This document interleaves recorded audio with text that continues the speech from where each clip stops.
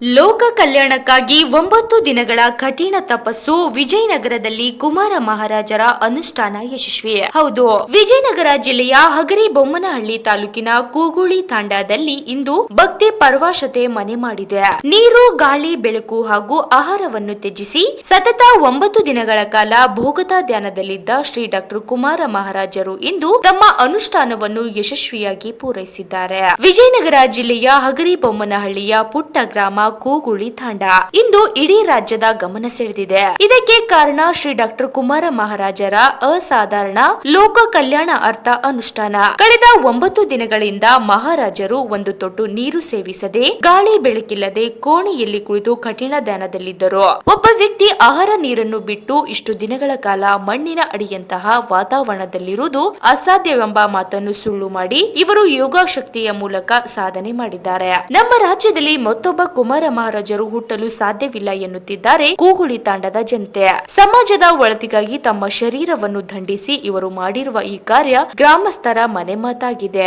ಈ ಸಂದರ್ಭದಲ್ಲಿ ಕೂಗುಳಿ ತಾಂಡಕ್ಕೆ ದಿಢೀರ್ ಭೇಟಿ ನೀಡಿದ ಚಲನಚಿತ್ರ ಖ್ಯಾತ ನಟ ರಾಕೇಶ್ ಅಡಿಗ ಹಾಗೂ ಪರಮೇಶ್ ಲಮಾಣಿ, ಪವನ್ ಕುಮಾರ್ ಲಮಾಣಿ ಹಾಗೂ ಮುಂತಾದ ಗಣ್ಯ ವ್ಯಕ್ತಿಗಳು, ಗ್ರಾಮಸ್ಥರು ಉಪಸ್ಥಿತರಿದ್ದರು. Bureau report, Tauseef Haveri. ಇದನ್ನು ನೋಡೋದೇ ನನಗೆ ಒಂದು ಆಶೀರ್ವಾದ, ಪುಣ್ಯ. ನಾನು ಸುಮಾರು 1 ವರ್ಷದಿಂದ ಅವ್ರ ಜೊತೆ ಒಡನಾಟದಲ್ಲಿದ್ದೀನಿ. ಜೊತೆ ಚಾರ್ಧಾಮ್ ಯಾತ್ರೆ ಕೂಡ ಹೋಗಿದ್ದೀನಿ. ಅವರಿಂದ ಸಾಕಷ್ಟು ವಿಷಯಗಳನ್ನ ಅರ್ಥ ಮಾಡ್ಕೊಂಡಿದ್ದೀನಿ. ಆಧ್ಯಾತ್ಮಿಕವಾಗಿ ತುಂಬ ಇಷ್ಟ ಆಗೋದು ಅವರ ಸಿಂಪ್ಲಿಸಿಟಿ. ಅವರಲ್ಲಿ ದೈವಿಕ ಶಕ್ತಿ ಇದ್ರೂ ಕೂಡ ಅವರ ಸಿಂಪ್ಲಿಸಿಟಿ ಯಾವಾಗಲೂ ಅವರು ಹೇಳ್ತಾರೆ, ಸಿಂಪಲ್ ಆಗಿರಬೇಕು ಅಂತ. ಅವ್ರ ಜೊತೆ ದೇವಸ್ಥಾನಗಳು ಹೋದ್ರೂ VIP ಎಂಟ್ರಿ ಯಾವತ್ತೂ ಹೋಗಲ್ಲ, ಸಾಧಾರಣವಾಗಿ ಹೋಗ್ಬೇಕು ಅಂತ ಕ್ಯೂಲಿ ಕರ್ಕೊಂಡು ಹೋಗ್ತಾರೆ. ಸೊ ಈ ಥರ ಒಂದು ನ್ಯಾಚುರಲ್ ಆಗಿ ಸಿಂಪ್ಲಿಸಿಟಿಯಿಂದ ಇರೋ ನನಗೆ ಭಾರಿ ಖುಷಿ. ಅದರಿಂದ ಅವ್ರ ಮೇಲೆ ಭಾರಿ ಅಭಿಮಾನ. ಅವರು ಕೂಡಿಸುವಾಗ ಬಾ ಅಂತ ಹೇಳಿದರು, ಬಟ್ ಬರೋಕ್ಕಾಗಿಲ್ಲ. ಹೇಳಿದ್ರು ಇಂಥ ದೊಡ್ಡ ಶೂಟಿಂಗ್ ಬಿಟ್ಟು ಈ ದಿನ ಇಲ್ಲಿ ಇರಲೇಬೇಕು ಅಂತ. ಸೊ ಅವರ ದರ್ಶನ ಮಾಡ್ತಾರೆ. ಗಜಾನನಂ ಭೂತಗಣಾಧಿಸೇವಿತಂ ಕಪಿತಜಂಬೋ ಬಲಸಾರಪರಿಷದಂ ಉಮಾಶ್ರಿತಂ ಶ್ಲೋಕವಿನಾಶಕರಣಂ ನಮೋ ವಿಘ್ನೇಶ್ವರ ಪಾದಪಂಕಜ ನಮೋ ನಮಃ. ಜಗದ್ಗುರು ಆದಿಗುರು ರೇಣುಕಾಚಾರ್ಯರ ಮನದಲ್ಲಿ ಸ್ಮರಿಸುತ್ತಾ, ಜಗದ್ಗುರು ಬಸವೇಶ್ವರರ ಮನದಲ್ಲಿ ಸ್ಮರಿಸುತ್ತಾ ಮತ್ತು ಜಗದ್ಗುರು ಫಕೀರ ಸಿದ್ದರಾಮೇಶ್ವರ ಮಹಾಸ್ವಾಮಿಗಳ ಮನದಲ್ಲಿ ಸ್ಮರಿಸುತ್ತಾ, ಇವತ್ತಿನ ದಿವಸ ಸವಣೂರು ತಾಲೂಕು ಕೃಷ್ಣಾಪುರ ಎಂಬ ಮಹಾಪುಣ್ಯಕ್ಷೇತ್ರದ ಮಹತ್ತರವಾದಂತಹ ಶ್ರೇಷ್ಠ ತಪಸ್ಸುಗಳಾಗಿರುವಂಥ ಶ್ರೀಯುತ ಡಾಕ್ಟರ್ ಶ್ರೀ ಕುಮಾರ ಮಹಾರಾಜರ ಅನೇಕ ರೀತಿಯ ಅನುಷ್ಠಾನವನ್ನು ಕೈಗಿದ್ದಾರೆ. ಅದರಲ್ಲಿ ಒಂದಾದಂತಹ ಇವತ್ತಿನ ದಿವಸ ಈ ಪುಣ್ಯಕ್ಷೇತ್ರದೊಳಗೆ ಆ ಗುರುಗಳವರ ಮನಸ್ಸಿನ ಇಚ್ಛಾನುಸಾರವಾಗಿ ಇವತ್ತಿನ ದಿವಸ ಅವರು ತಮ್ಮ ಅನುಷ್ಠಾನವನ್ನು ಕೈಗೊಂಡಿದ್ದಾರೆ.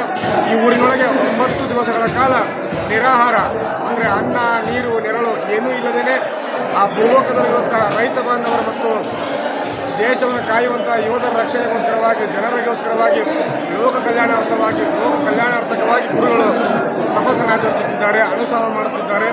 ಅಂತಹ ತಪಸ್ಸುಗಳು ಈ ರೀತಿಯಾಗಿ ಅನೇಕ ರೀತಿಯ ತಪಸ್ಸನ್ನು ಆಚರಿಸಿ ಅವರು ಗೆದ್ದು ಬಂದಂತಹ ಒಂದು ಸಾಧನೆಗಳಿವೆ.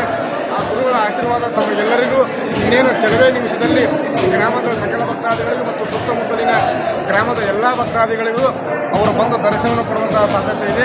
ಅದಕ್ಕೋಸ್ಕರವಾಗಿ ನೆರೆತಂಥ ಈ ಗ್ರಾಮಸ್ಥರೆಲ್ಲರೂ ಸ್ವಲ್ಪ ಶಾಂತ ರೀತಿಯಿಂದ ಆ ಗುರುವಿನ ದರ್ಶನ ಮಾಡಿಕೊಳ್ಳಬೇಕಾಗಿ ವಿನಂತಿ.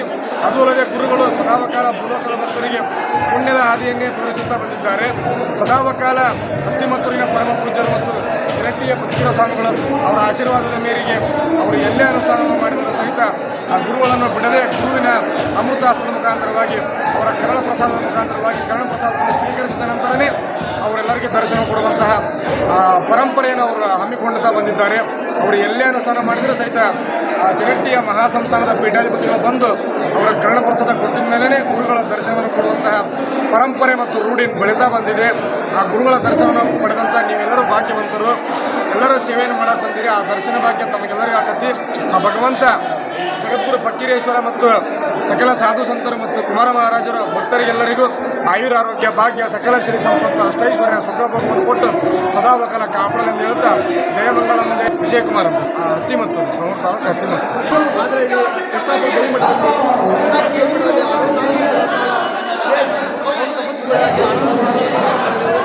ಇವತ್ತು ನಾವು ಮೂರನೇ ಸ್ವಾಮಿಗಳು ಅಂದೇ ಇದಕ್ಕೆ ಒಂದು ಶಿರಟ್ಟಿ ಸ್ವಾಮಿಗಳು